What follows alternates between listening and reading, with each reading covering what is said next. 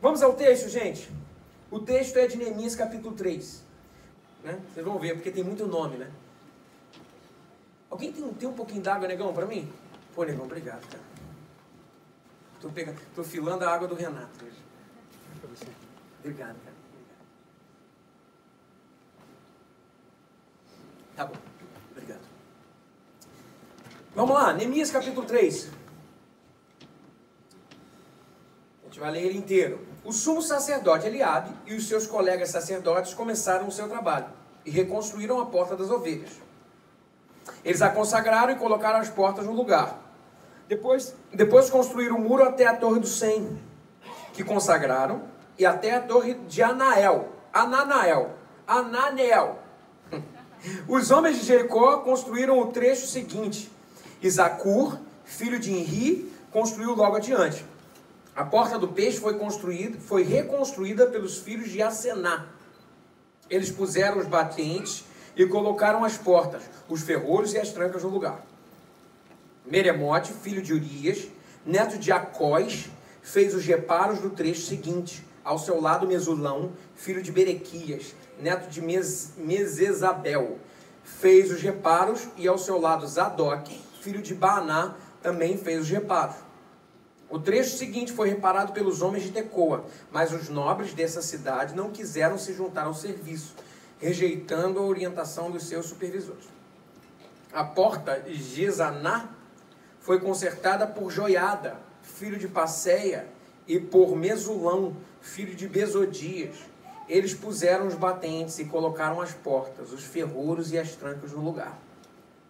No trecho seguinte, os reparos foram feitos por Melatias, de Gibeon e de Jadom, de Meronote, homens de Gibeon e de Mispá, localidades que estavam sob a autoridade do governo da província de Trans-Eufrates.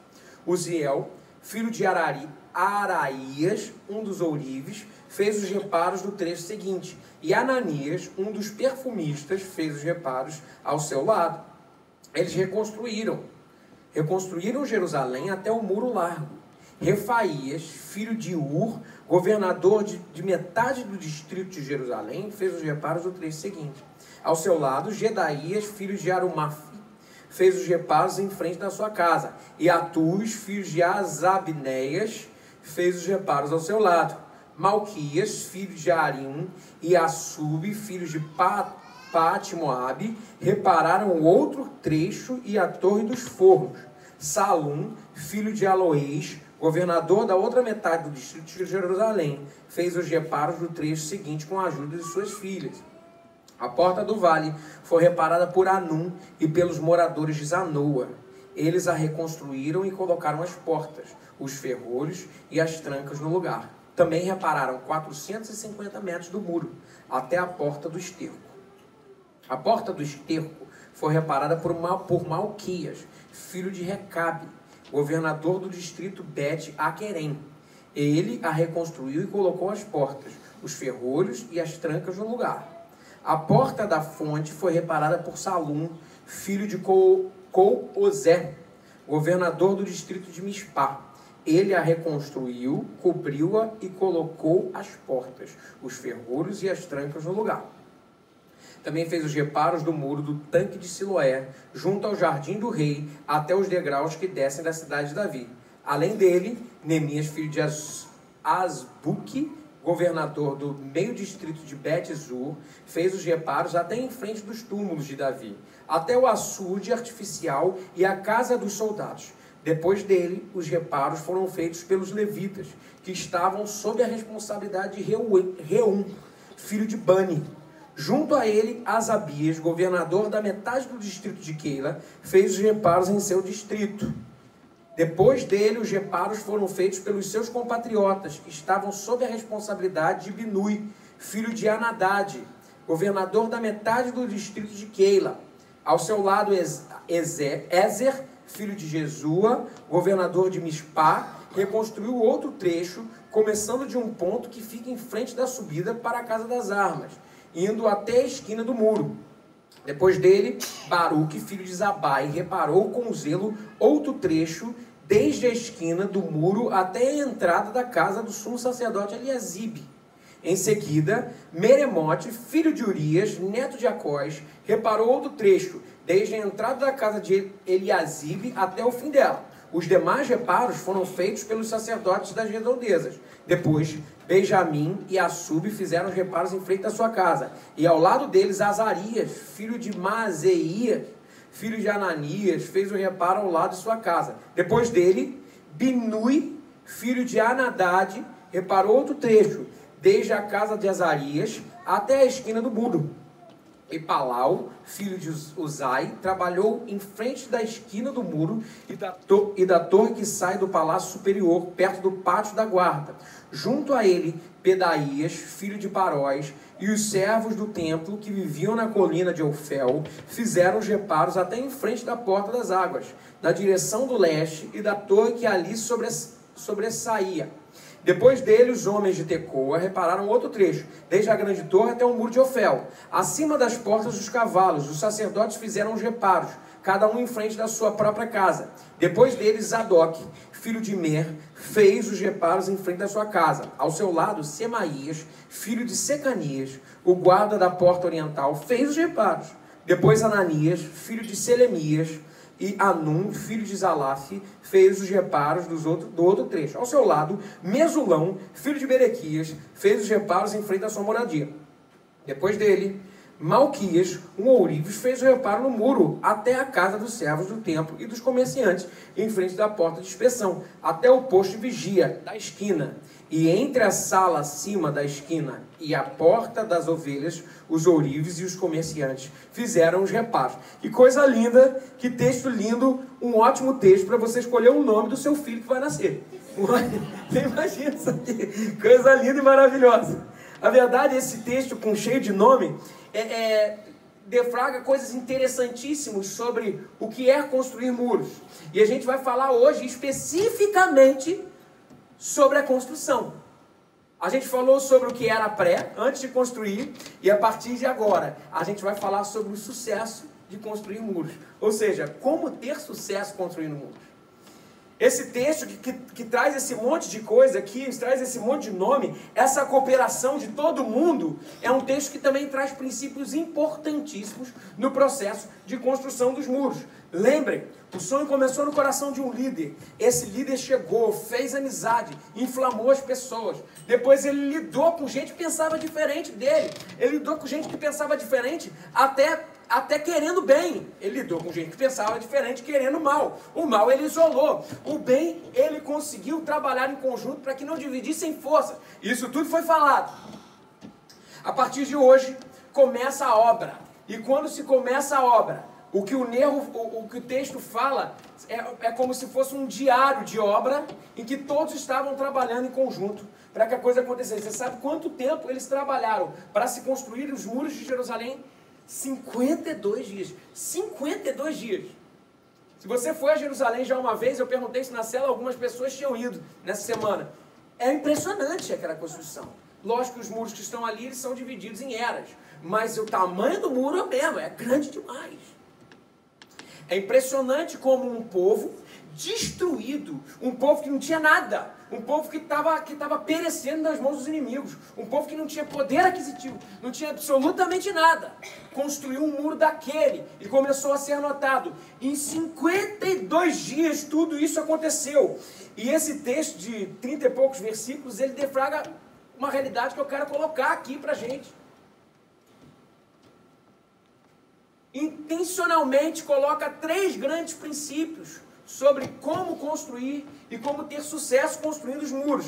E esses princípios eles são sempre preconizados pela expressão, primeiro do versículo 1 ao 15, a expressão mais usada por eles quando eles ligavam um assunto ao outro era junto a ele, junto a ele, junto a ele. Do versículo 1 ao 15, a partir do versículo 16 até o fim é depois dele, ao seu lado. E também junto com o versículo do 16 até o final, outra expressão era muito usada, de frente de sua casa, e de frente de sua casa, e de frente de sua casa. E a primeira coisa então que o versículo destaca é o princípio de estar junto a ele. E eu chamaria do princípio da cooperação. Não se constroem muros se não for cooperativo e de forma cooperativa. O nome disso numa igreja como a nossa, sabe qual é? O que a gente faz quando a gente quer construir alguma coisa? A gente faz o quê? Ou a gente quer construir, ou a gente quer levar alguém para um acampamento. O que a gente faz? Uma comissão. Não, isso aí está muito batista, Luciano. Não, mas é verdade. O que por exemplo, fulano não tem dinheiro, ou a gente quer levantar um acampamento, ou a gente não tem condição de acontecer. O que a gente faz? A gente faz cantina. A gente faz mutirão, gente. É mutirão, é cooperação. Sabe por quê? Porque na cooperação não é tão importante o valor que se consegue com a cantina. É importante a igreja estar reunida em torno de conseguir o valor. Essa cooperação. E é engraçado que daí a gente tem, de acordo com o pensador, a gente tem 3 tipos de pessoas dentro da igreja, que são os trabalhadores, né? E são os derrubadores, e são os impedidores. A gente já falou muito sobre eles na semana passada. A verdade é que a gente tem gente trabalhando, gente derrubando, e gente falando assim, não, peraí, não, constrói não, peraí, quero trabalhar, não, constrói não, aqui não. É engraçado também que o texto fala um negócio muito interessante. Toda vez do versículo 1 a 15 ele vai falando assim, junto a ele como foi falado, ou seja, de forma cooperativa. E a gente aprende um negócio nessa cooperação. Não se tem como construir algo se não nos submetermos ao processo de organização. E aqui eu paro. Para construirmos uma obra desse tamanho, se a gente não tiver um processo de organização, um processo de se conseguirem as coisas, sim, a gente vai estar caminhando cada um para o mesmo lado, cada um para um lado. Lembra, quando você quer montar, vamos supor, alguém, não sei se alguém aqui tem um McDonald's, tem um primo da Priscila que tem um McDonald's, e antes dele montar o McDonald's, ele tem que ir para uma universidade, eles chamam isso de Universidade do Hambúrguer, não sei se vocês já ouviram falar. Você não vai para a Universidade do Hambúrguer para aprender a fazer ketchup. Não, já teve uma pessoa que estudou aquilo ali, viu o pH certinho de fazer aquele negócio.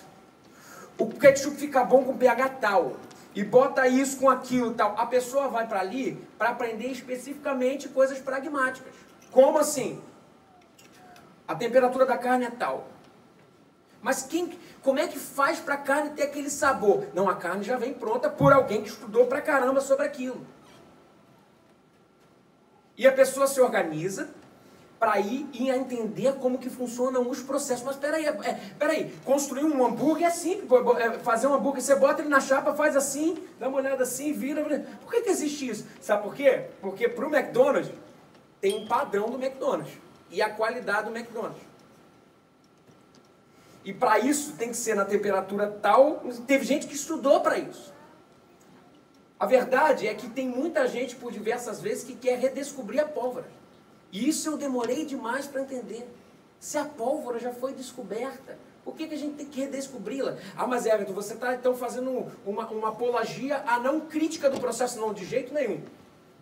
A proposta é a seguinte: se temos um processo, por que não viver esse processo? E a partir do momento que a gente vive esse processo, a gente aí sim pode criticar para melhorar o processo. É impressionante na nossa igreja, quando eu cheguei lá, o pastor José falou um negócio para mim. Que eu falei assim, não é possível, cara, que eu achei até cara, eu acho que o pastor José não está certo nisso que ele está falando. Ele falou assim, Everton, você já é pastor, Everton. Ele falou para mim, pastor, você já é. É só você ver os frutos. Mas só que você não é atitude. E eu não entendi aquilo. Não entendi mesmo. Eu falei assim, pô, mas peraí, isso aí é uma prepotência do pastor José pensar nisso. Por que isso, cara? Por que isso? E depois que eu fui vendo, eu falei assim, nossa, é verdade. Porque existe um processo, uma cultura maravilhosa. E essa cultura de cooperação que existem de processos bem feitos faz com que a coisa dê certo. Porque por diversas vezes as pessoas já trilharam o caminho e as perguntas que um dia nós chegamos na igreja fizeram, ele falou assim, cara, a gente já trilhou, já problematizou, e olha, a gente encontrou isso aqui como resposta e dá certo, e funciona. Antes da gente chegar aqui no cinema, do jeito que a gente está, nós começamos como célula há 1 ano e pouco. Agora você imagina se a gente abrisse, e lá na nossa igreja a gente tem uma coisa que é importante. Não se abre a igreja, a não ser que seja uma missão, num lugar que seja difícil, num lugar que não tenha nada. Mas não se abre a igreja. O que acontece é o seguinte, as pessoas vão começando os grupos pequenos em casa, vão começando a proclamar, e aquele grupo cresce, e daí daqui a pouco a gente multiplica para que possa melhorar o cuidado, e cresce, daqui a pouco tem um grupo de pessoas, e só se envia um pastor. É isso que acontece. E é interessante que foi muito rico esse processo para mim, esse processo de enculturização. Sabe por quê? Porque a partir do momento que eu comecei a ver as coisas acontecerem, e eu comecei a testar o que as pessoas estavam vivendo de bom, que eu chegava lá na igreja, eu via todo mundo pastoreando, cuidando, eu falei, meu Deus, mas peraí, daí numa hora de um apelo, vamos supor, todo domingo se convertem 50, por culto. Falei, que isso? Como assim? Não, porque as pessoas já tinham aceitado a Jesus nos pequenos grupos. Mas como que isso é feito? Como que faz para a coisa dar certo? Pois foi esse processo de enculturação que eu pude experimentar. Aí a gente começou. A partir do momento que a gente começou, chegou um determinado momento, nos nossos pontes mensais, chegou um determinado momento que a gente já tinha uma liderança consolidada. Quem era essa liderança? Era a gente que já estava cuidando em pequenos grupos. Na Ilha do Governador, e já cuidando das pessoas, já encantado com as pessoas. Não adianta, a gente que cuida de gente, é cuidado por gente, ela frutifica, ela é estável, e foi por aí. Você imagina o medo de uma liderança hoje, que pode começar de forma frágil, colocar pessoas erradas no lugar errado, a gente vai ver isso pode dar um problema sério, mas só que o processo desse 1 ano e pouco, fez com que as pessoas fossem sendo levantadas de forma orgânica, de forma fácil. Pois é o que eu falo para você, meu irmão. Se submeta ao processo. Eu acho muito bonito. Lá na minha célula, eu tenho família na minha célula, tem primos meus.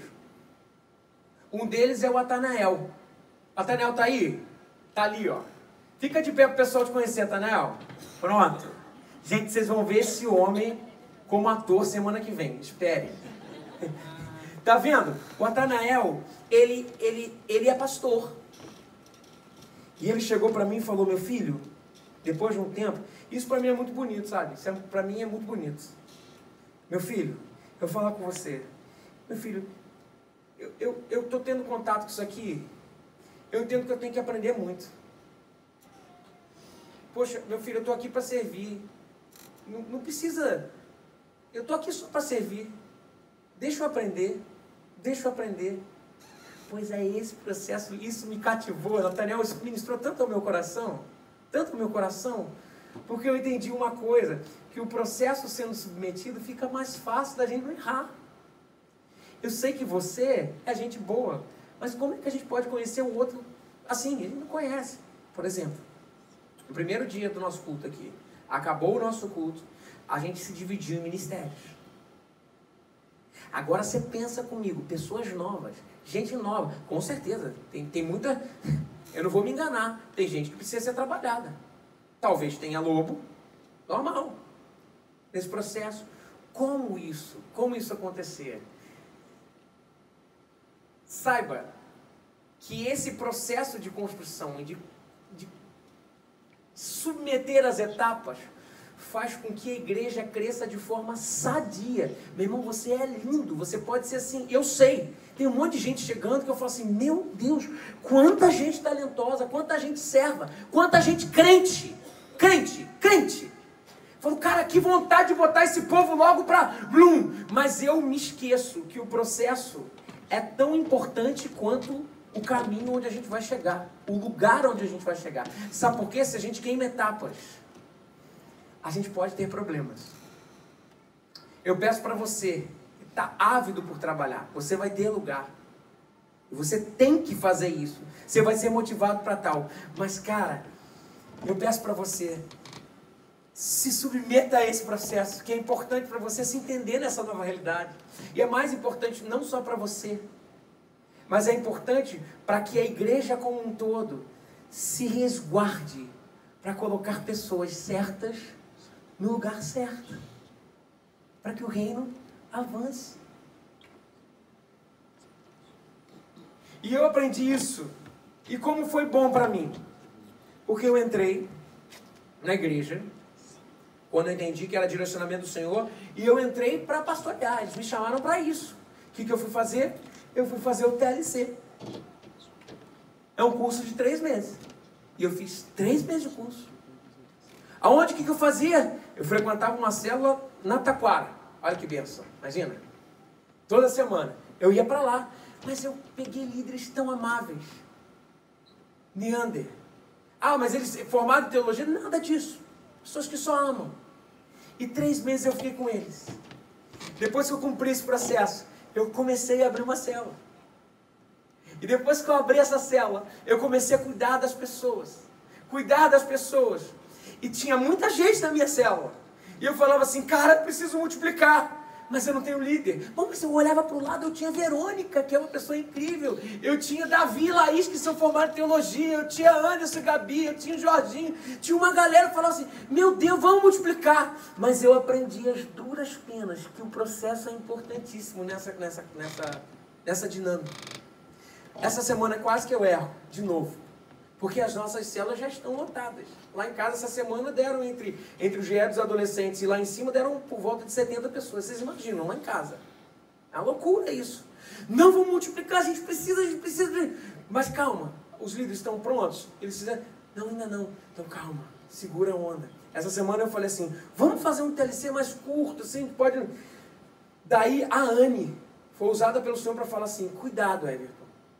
Porque o processo é importante para a gente se organizar. O processo é importante para a gente entender. Eu guardei aquela palavra no meu coração e ela, com todo amor e carinho, ela falou comigo, Everton, não, se você falar, você é o líder, não sei o quê, mas cuidado. E eu entendi que o feedback é importante, é uma coisa que eu entendi da minha vida, é claro isso para mim. Eu falei, opa, peraí. Daí eu falei assim, peraí, vou consultar o Caio, porque é a pessoa que me discipula. Ele falou, Everton, nós já fizemos isso aqui na igreja. E essa etapa, apesar da gente ter pessoas que precisam ser cuidadas melhor, porque as células estão muito cheias, essa etapa não deu certo. Eu falei assim, opa, peraí, calma, um passo atrás. É a mesma coisa. Eu não estou falando para a gente não construir, muito pelo contrário. Eu só estou falando o seguinte, antes da construção tem a capacitação. Então, se submeter a esse processo é importantíssimo. Antes da gente chegar nesse lugar, a gente fez um estudo, para a gente estar aqui hoje sentado, do jeito que vocês estão, a gente fez um estudo de mais ou menos 170 páginas. Como assim? Foi um estudo que tinha uma pessoa que era responsável pela plausibilidade social. Ou seja, por que a gente daria para a gente implantar uma igreja aqui? Por quê? Quais são os parâmetros? Qual é o melhor lugar? O outro estudo foi plausibilidade econômica. Como que funciona? Não é assim, vamos ganhar dinheiro. Não tem nada a ver com dinheiro. A verdade é o seguinte, como que funciona, baseado nas outras realidades, a receita? Ou seja, para a gente saber qual é o aporte que a gente pode investir. É o que Jesus Cristo fala. Se você quiser montar uma construção, cara, você tem que fazer os cálculos antes. E se montou. E por último, quais são as perspectivas e previsões, sejam elas sociais, orçamentárias, quais são as perspectivas para uma igreja que funciona nesses moldes, baseado nas outras experiências das igrejas de atitudes que a gente tem, que a gente pode fazer projeção de 5, 10, até 20 anos se tem projeção para cá. Antes da gente falar assim, opa, então, peraí, caramba, que legal o cinema, muito legal, vamos fechar aqui, pum! Daí o que começa a acontecer? A gente começa a ter problemas. E como consequência disso, o nosso foco sai do foco principal, principalmente da liderança, que é o quê? Cuidar das pessoas, pastorear. Então, gente, vocês percebem que tudo existiu um processo. Esse processo durou 6 meses no mínimo. E é um processo que teve gente que virou madrugada. E está aqui, hoje. Que virou madrugada, fazendo, estudando. baseado em gráficos. A gente escreveu basicamente uma tese de mestrado, né? 150, 170 páginas. Para chegar aqui. Para a gente falar assim, não, vamos fechar e vamos fazer isso. Se submeta ao processo. É isso que o texto está indicando. Qualquer instituição é feita de processo. Sem eles não sabemos para onde ir. O processo é fundamental na construção dos muros. O processo é fundamental na construção dos muros. Veja bem, quando a gente vai fazer uma reforma na nossa casa, o que acontece? Tá lá a casa, eu fiz uma reforma um tempo atrás, e olha, troço caro, negócio de reforma. É impressionante. Eu estava com a casa que dava para morar, estava legal. Na hora do primeiro estágio da reforma, o que aconteceu? Destruiu tudo. Porque teve que botar embaixo o velho. E quando destruiu, eu tive que me mudar para a casa da minha mãe. Ou seja, antigamente não estava do jeito que eu queria, mas pelo menos eu morava. Agora, percebe que no processo de construção de muros, existe um momento de destruir o que não vale para construir o que tem em outro lugar. No primeiro passo de uma nova realidade de construção, parece que a gente tem que dar um passo atrás. Para depois tirar tudo e começar a construir e dar passos à frente. É exatamente isso, gente. Se submeta aos processos. Versículo 1 e versículo 2. Olha o que diz aí. O sumo sacerdote Eliabe e os seus colegas sacerdotes começaram o seu trabalho e reconstruíram a porta das ovelhas. Eles a consagraram e colocaram as portas no lugar. Depois, construíram o muro até a torre dos 100 que consagraram, e até a torre do Ananael. Os homens de Jericó construíram os trechos seguintes. Zacur, filho de In, construíram logo adiante. Olha só quem foi o primeiro. O primeiro a construir, o sumo sacerdote. Você acha que o sumo sacerdote era muito bacana construindo? Primeiro que ele deu exemplo como liderança. Encabeçou a lista. Em segundo lugar, ele, que era um camarada, que era envolvido com outra coisa, que não construção, ele falou assim, ó, peraí, me ensina, eu quero ajudar a fazer parte dessa obra. Daí o construtor, provavelmente alguém que sabia daquele negócio, falou assim, ó, você bota tijolo, depois você bota tal coisa, você bota aquilo, não sei o quê. Ah, tá bom. Daí fazia um pouquinho, pô, cara, não tá legal, não tá aprumado, pega não sei o quê, ajeita, destrói, coloca de novo. E no final, o sumo sacerdote ajudou na construção. Mas peraí, um camarada que não era perito naquele negócio, sabe o que a gente aprende? Não adianta, para construir alguma coisa a gente tem que ter espírito ensinável. Espírito ensinável. Por diversas vezes... E eu odeio lidar com gente, qualquer um odeia lidar com gente assim, gente que sabe tudo. Não, isso aqui eu sou bacana, já sei demais. Não, para que a gente construa, e a cooperação tem a ver com isso, caramba, peraí, o que eu posso aprender? Como eu posso aprender? Mas eu já sou pastor, eu tenho pós-graduação, eu tenho doutorado em teologia. Calma, vamos aprender juntos. Vamos aprender juntos. Vamos construir essa nova realidade. Essa nova realidade que por diversas vezes não bate. A gente não está no âmbito da teologia, a gente está nesse sentido no âmbito da gestão. Como que a gente se entende? E esse processo é imprescindível para que a gente consiga ir mais longe. Senão a gente divide verdade. E como consequência divide forças. Tem espírito ensinado.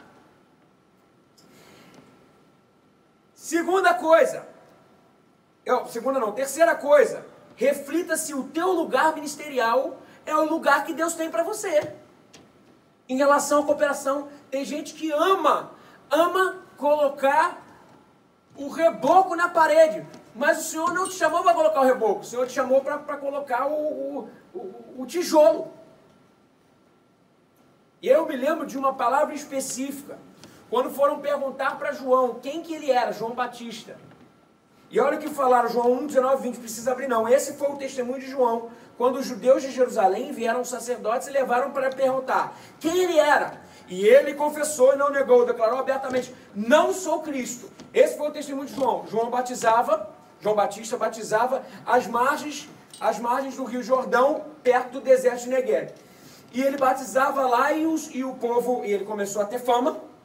E o povo desceu de Jerusalém, os sacerdotes, os sumos sacerdotes, os fariseus, para investigar quem João Batista era.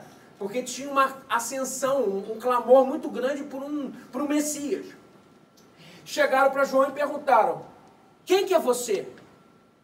E João respondeu de uma forma inusitada.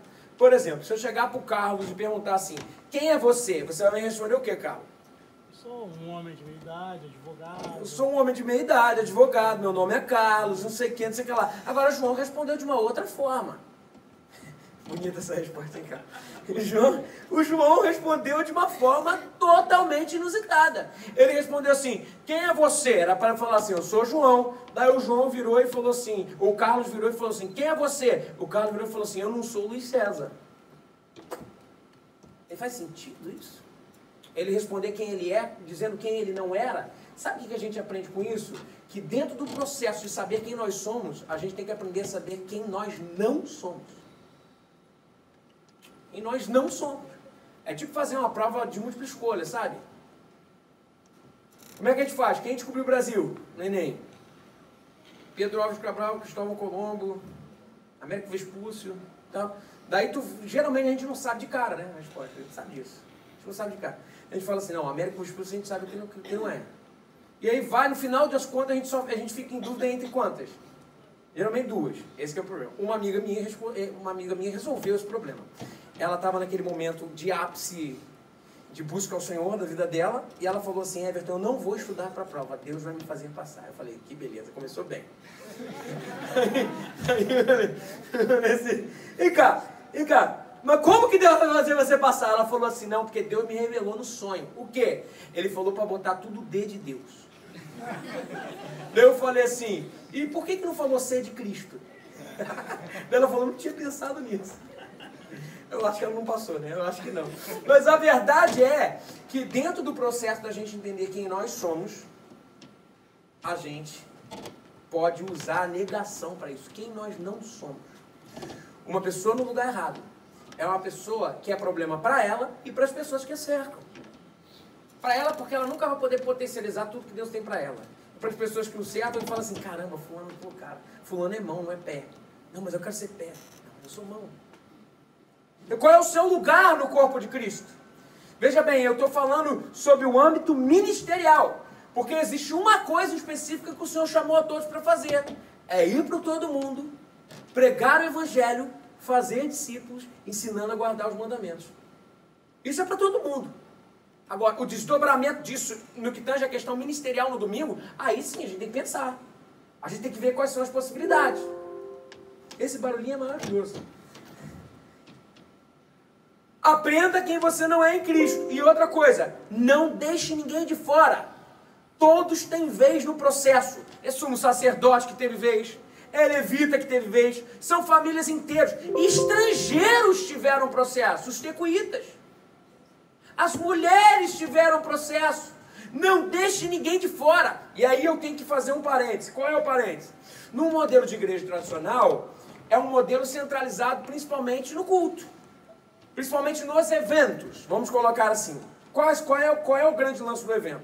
O evento, ele é baseado no que acontece ali. A gente faz toda a força para o que vai acontecer no domingo, ou toda a força para o que vai acontecer no sábado, ou vai ter um aniversário da igreja, a gente faz toda a força, convida um cantor, não sei o que, vamos ensaiar, não sei o que. Isso é um processo que eu aprendi isso claramente. Uma igreja de modelo tradicional funciona assim: é um saco de cimento que a gente carrega por 500 metros.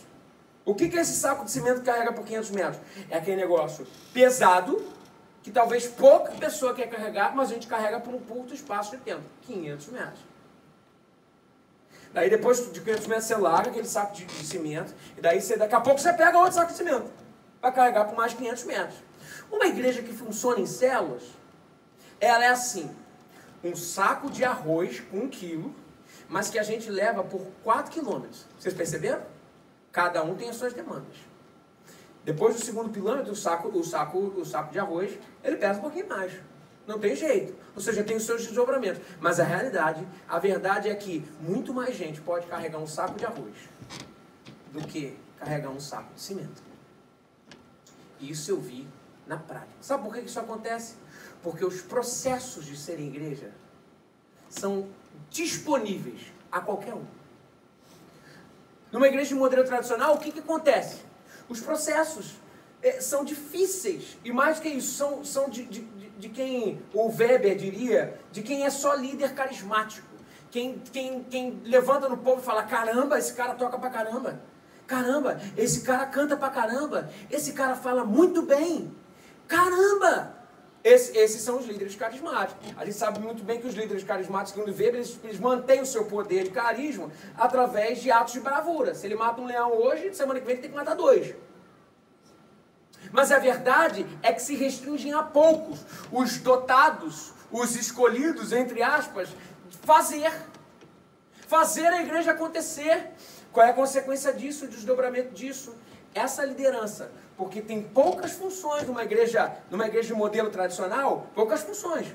Para fazer, essas pessoas elas começam a ficar sobrecarregadas, doentes, enquanto as outras são literalmente consumidoras do que faz. Só que numa igreja em célula, os processos são diferentes. Os processos são mais fáceis, são mais viáveis. Como assim, Everton? Olha, antes de eu fazer parte da igreja, eu visitei 6 meses, eu tive, toda quarta-feira, alguém da liderança lá da Barra me recebia para me apresentar o que fazia, e eu visitava cada semana uma célula. Eu fui em célula de tudo quanto é jeito, gente. Eu fui em célula, nunca mais me esqueci daquela célula que eu fui. Eu fui numa célula uma vez que as pessoas eram muito humildes. Muito humildes.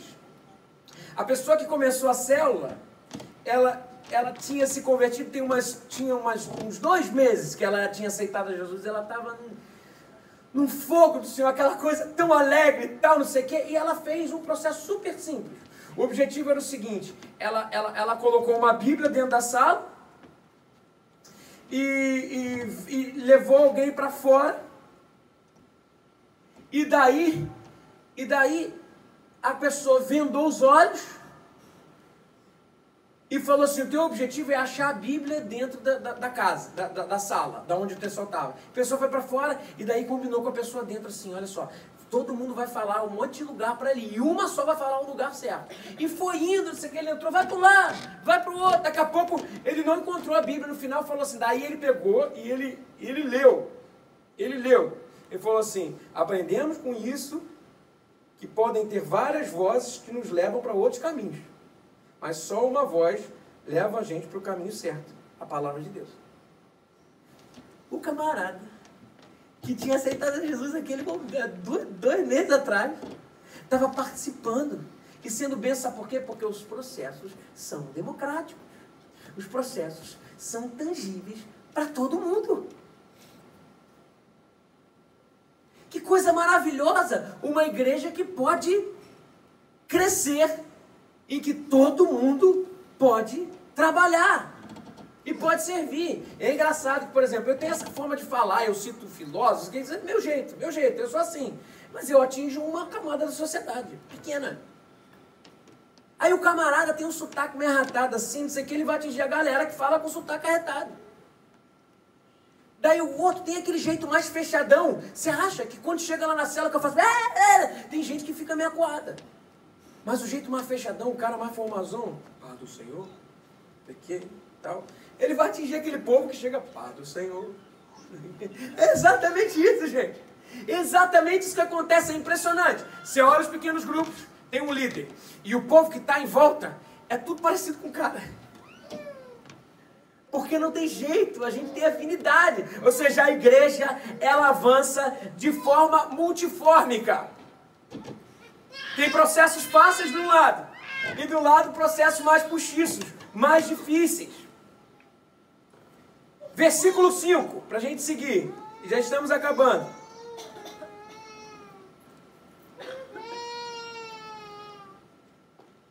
Versículo 5, fala assim...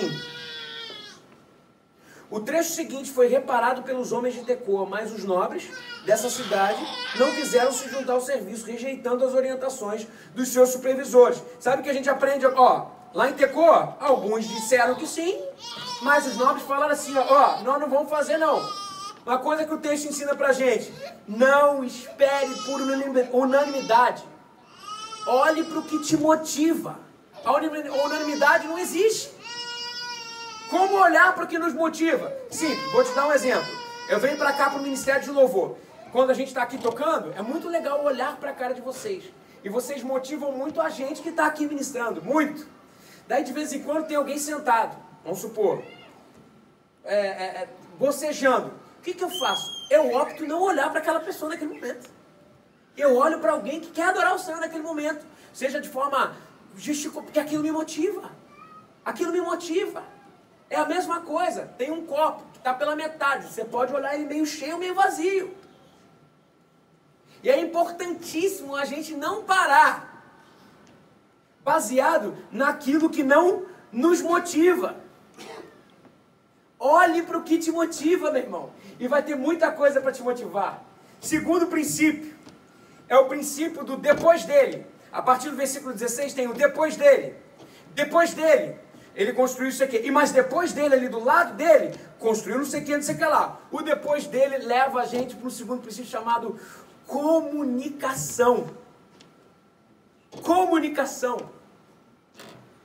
Para ter sucesso nos muros, nós precisamos de comunicação. Como assim? Olha, dá uma olhada aí o que acontece. Por que nessa lista tem nome de tudo quanto é pessoa que fez? Essas pessoas foram importantes de verdade? Não sei, elas tiveram seu papel ali. Talvez para a história que conta os feitos dos grandes, não faz sentido nenhum. Neemias seria citado só. Mas comunicação, sabe o que a gente aprende com isso? Gente, tudo é sobre fazer conexões. Então olha só. Se o objetivo é o outro, que tal a gente não chamar ele pelo nome? Não é o fulano. Eu tenho uma mania, quando a Priscila até fala, eu chamo todo mundo de querida e negão. Mas foi uma forma que eu tive de como que se diz, de eu não ter que decorar o nome das pessoas. Eu sou ruim demais disso. Eu falei, não, eu preciso decorar. Até que eu já cometi cada gafe com isso. Teve uma vez um menino que foi na cela e na semana seguinte ele voltou. Eu tinha certeza que o nome dele era Mateus. Daí ele passou, eu falei assim, não vou dar esse modo de chegar aqui. Como ele passou, quando ele estava falando, Mateus, ele não olhou. Eu falei, Ricardo, ele não olhou. Eu falei, Gabriel, ele olhou. Fala, Gabriel! Fala, Gabriel! Abracei ele, isso aqui. A Beth tá aí, do Rainer?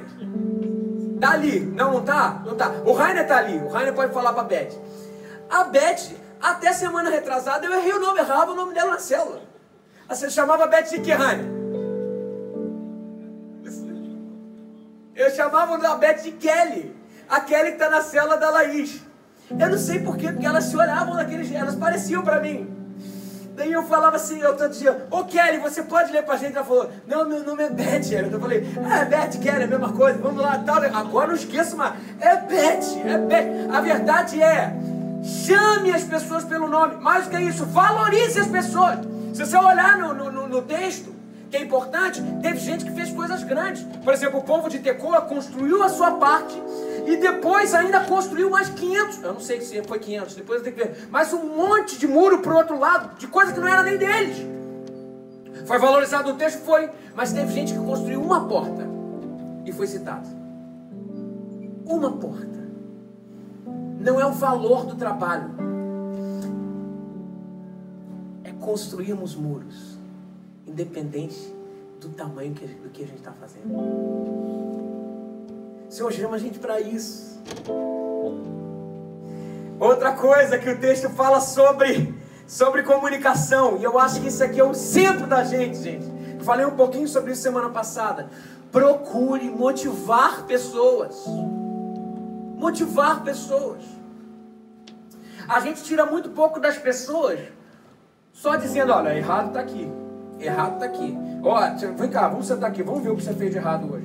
Não estou dizendo que não existe feedback, a gente falou sobre isso semana passada, não quero falar sobre isso. Mas a verdade é que se a gente motivar as pessoas, e se a gente fizer desse lugar um clima de alegria, de celebração, de adoração ao Senhor, as pessoas elas vão ser contagiadas por isso. Que foi o que Neemias fez. Antes de reunir o povo, falou assim, nós vamos fazer grandes coisas. Eu vim para cá, nós vamos fazer só derrapado. Não, vamos fazer, vai dar certo. Ah, mas Everton, isso é muito autoajuda para o meu gosto. Ué, lê as cartas de Timóteo, Paulo a Timóteo, você vai ver. Sabe por que Paulo escreveu as cartas para Timóteo? Porque Timóteo era um garoto e ele sofria opressão por causa da idade dele. Ele falou, não, você é exemplo do fiel. Você é isso mesmo. O Senhor é contigo. Lembra quando eu te consagrei com imposição de mão? Não fui eu que te consagrei, foi o Senhor. O que ele falava? Está vendo aí? Vamos, Timóteo, vamos junto. É a mesma coisa. É a mesma coisa. Motive pessoas. Ajuntam-se mais moscas quando com uma gota de mel, do que com um barril de ferro. Ajuntam-se mais moscas com uma gota de mel do que com um barril de ferro. Vamos criar uma cultura. Lembra o papo da cultura? Que a gente tem 1 ano para criar essa cultura. Vamos criar uma cultura de incentivo. Plante sonhos no coração das pessoas. Plante sonhos. Sonhos. Isaac Newton, quando era pequenininho, e ele era super TDAH, né? Acho que ele era disléxico também. Ele foi para a escola, a professora dele chamou ele, a mãe dele no final falou assim, a primeira vez que ele foi, ó, essa criança não vai dar certo aqui não. Vocês vão ter que tirar ele. Porque ele era muito diferente. Diferente não de forma inteligente, mas porque não se enquadrava mesmo. Falou assim, ele não acompanha a turma. Ele não acompanha a turma. E daí, no dia seguinte, Isaac não foi para a escola. E no outro dia não foi também. Daí o Isaac perguntou para a mãe, eu não vou mais para a escola?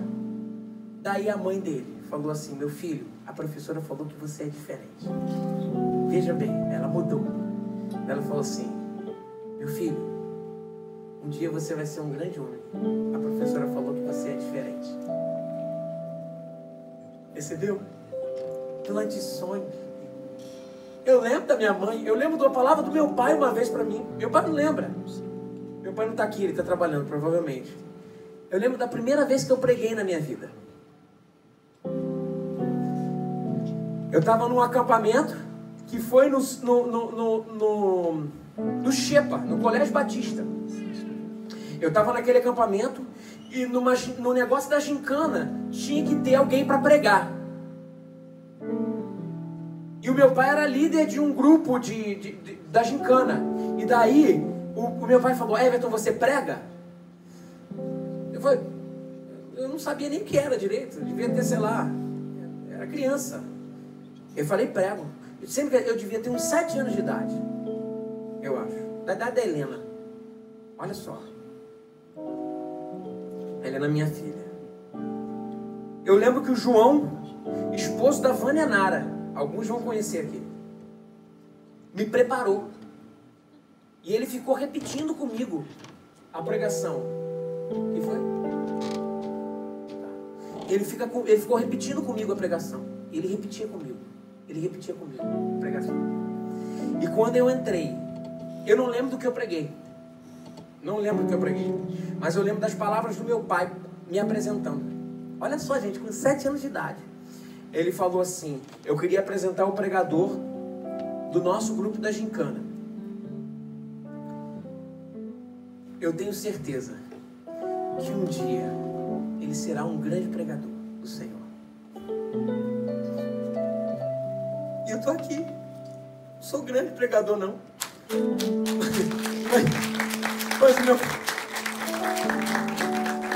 Mas o meu pai estava plantando sonhos no meu coração. Vocês percebem? Ele estava plantando sonhos no meu coração. E eu aprendi que os sonhos são o que impulsionam a nossa vida. Se a gente não sonha, para onde a gente vai? O Senhor chama a gente para sonhar e para impulsionar sonhos. E por último, desculpa, hoje eu estou falando demais, eu sei. Vou tomar uma bronca da minha esposa quando chegar em casa. Terceiro princípio, está no versículo 28 ao versículo 30.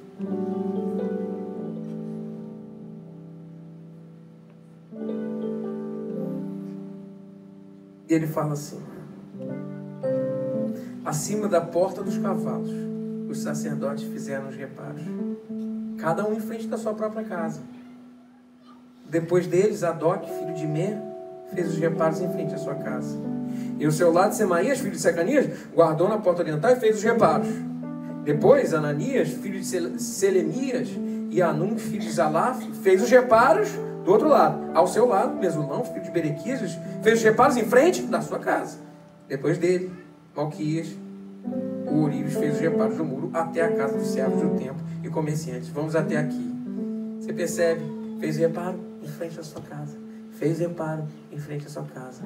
E por terceiro lugar, terceiro princípio, para se ter sucesso construindo muros, é o princípio da otimização. Otimização. Não tente construir um mundo inteiro. Construa o que está na frente da sua casa. Construa o que está ao seu dispor. Gente, se existe esse modelo maravilhoso, que tem gente que está participando há um tempo, tem gente que está participando menos. A coisa mais libertadora que a gente tem experimentado é que o Evangelho de Jesus Cristo é leve. E tem que ser. Você não precisa construir mais muro do que é de você para construir. Não há necessidade. Sabe aquela época que você fazia de tudo dentro da igreja e tal, não sei o quê? Não precisa. Sabe por quê? A gente pode até conseguir coisas. A gente pode até carregar um saco de cimento.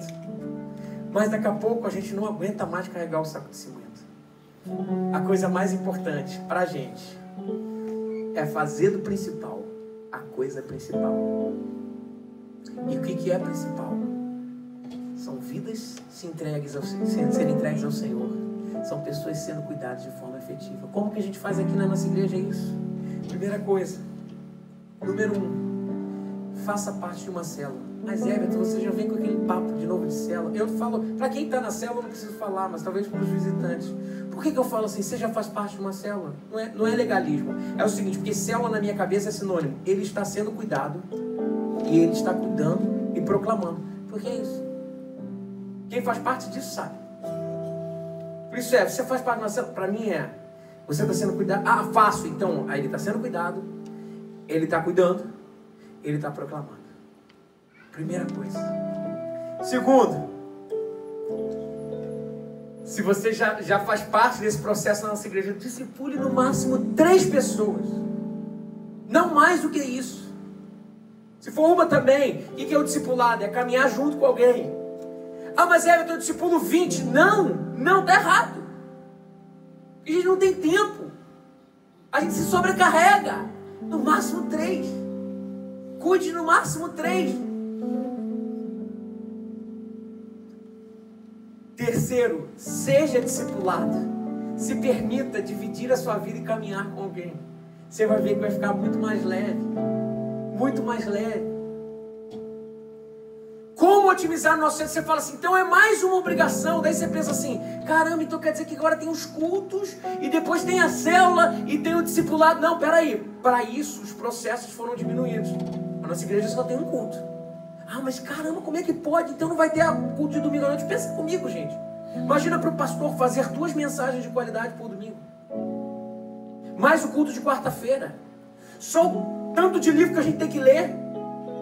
Tudo vai ficar mais ou menos. Imagina para o ministério de louvor. Tem que preparar 5 músicas para de manhã, mais 5 para de noite. São 10. A gente vai ensaiar, a gente não consegue isso. Sabe o que acontece? Fica tudo mais ou menos.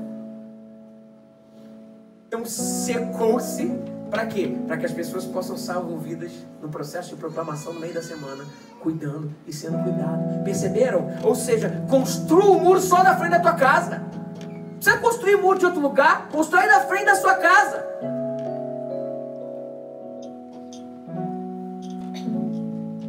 E por último, como que uma cidade destruída, com pessoas sem muitas posses, fez uma obra dessas em 52 dias? Como? É gente que não tinha nada, gente perrapada.